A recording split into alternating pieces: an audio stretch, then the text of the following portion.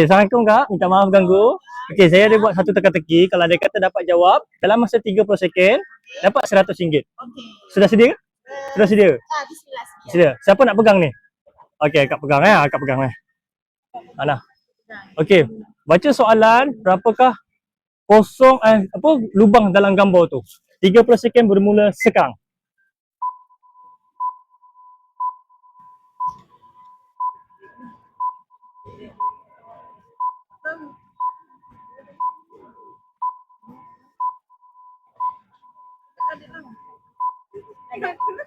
Berapa? Berapa? Ha?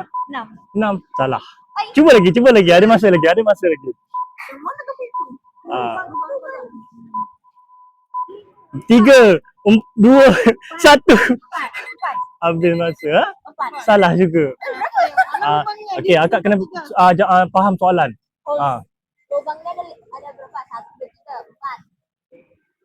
4. Lubangnya kan lubang. Dalam baju. Okey, dia kena faham soalan. Ini berapa semua? Dua terbincang berapa banyak lubang? 5. Salah. 6. Salah juga. Okey, korang siapa yang tahu jawapannya korang boleh komen dekat bawah. Diorang tengah bincang ni.